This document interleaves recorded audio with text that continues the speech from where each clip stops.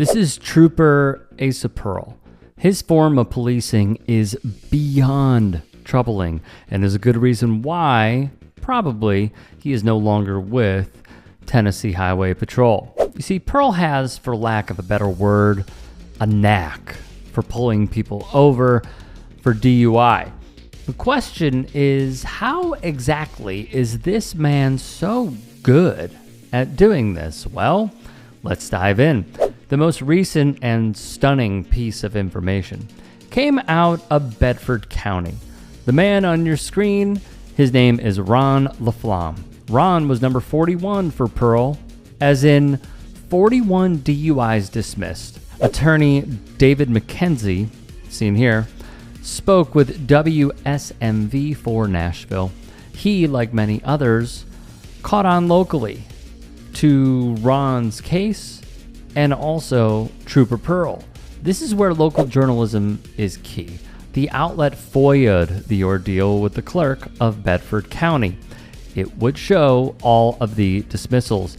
On top of this, they would obtain a spreadsheet that was organized and sent via the district attorney's office, showing why the DUIs could have been thrown out. Here's what they found. No drugs or alcohol in 8 of those cases by Trooper Pearl. The BAC of the driver that was pulled over by Trooper Pearl was within the legal limit. Even more troublingly, Pearl was not available for court at the time, or when he could, he didn't even remember the arrest that he conducted. Surprisingly, or not, he would resign in the year 2024. Why exactly? Well, your guess is as good as theirs, to be frank. This is a systemic problem, however.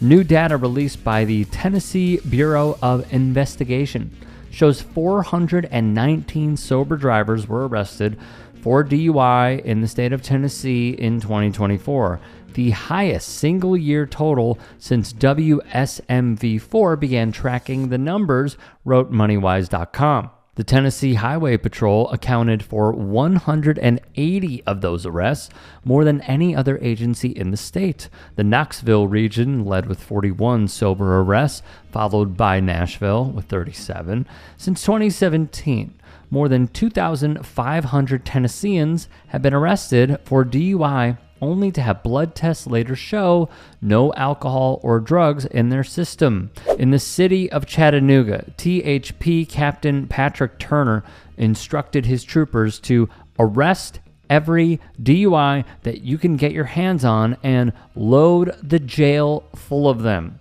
Former employees of his spoke on the record of the sheer corruption at play.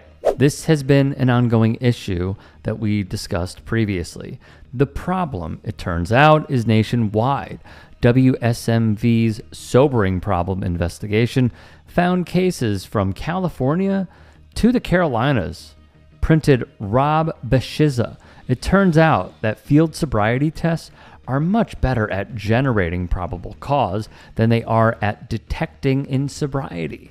But I smell alcohol, and I thought I saw you swerving back there, and admitting you take any medication of any kind whatsoever also pass muster as probable cause, so it hardly matters. If they need the numbers, you're getting a DUI. George C. Creel Jr., a trial lawyer, would write on his page, field sobriety tests, originally designed for alcohol detection, include exercises like the walk and turn, one-leg stand, and the HGN. While they have some validity for alcohol, with accuracy rates around 65 to 77% under ideal, it's a big word there, ideal conditions, their reliability plummets when applied to drugs. Factors such as anxiety, fatigue, medical conditions, or even athletic build can mimic quote-unquote impairment, which leads to false positives. Furthermore, a landmark study published in JAMA Psychiatry in the year 2023 examined FSTs specifically for cannabis impairment. In a randomized trial, trained officers misclassified nearly 50% of sober participants who received a placebo as impaired, essentially no better then a coin flip. As former police trainer and standardized field sobriety expert Joshua Ott noted in related coverage, officers might as well flip a quarter for drug detection. Speaking of flipping a coin. Into the outrage over a highway arrest, a young woman pulled over for speeding, and you can see the officers then flipping a coin after they decide whether to charge her. She sobs. ABC's Victor Akendo tonight. That's Sarah Webb sobbing in the back of a squad car in Roswell, Georgia this April, arrested for reckless driving. What she doesn't know at the time is that officers decided to take her into custody over a coin flip. A head, R tail. Minutes earlier, Webb apologetic on police body cam when told she was speeding. You know how fast you were just going, ma'am? I'm so sorry, I'm late for work. But back in the patrol car, Officer Courtney Brown and her partner discussed that they didn't even record her speed before deciding whether to arrest or release Webb by using a coin flip app.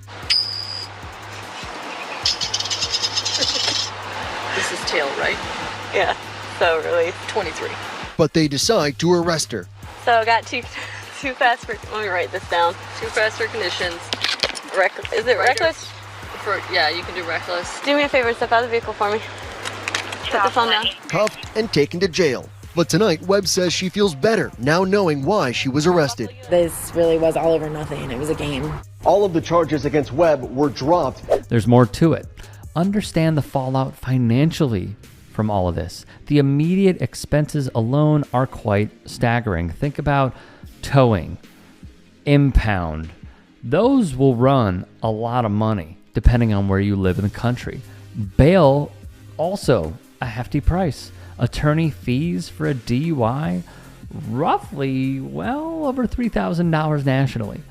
But complex cases, you might spend 10 grand defending yourself. Court and administrative fees, that's another $300 to $1,200.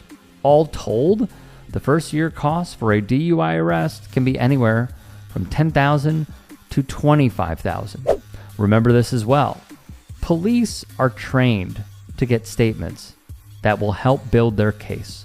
It is rarely a good idea to speak to them without first talking to a criminal defense attorney, states Botsford and Rourke, criminal defense attorneys in Austin, Texas. This is true whether you think you are a suspect or just being asked routine questions. Hey, I appreciate you watching. Now, if you can, please do become a channel member by going to youtube.com/tytsports and clicking the join button. If that's too much for you, you can just go to tyt.com/join to become a member. It helps all of us out here at the Young Turks and keeps our network afloat.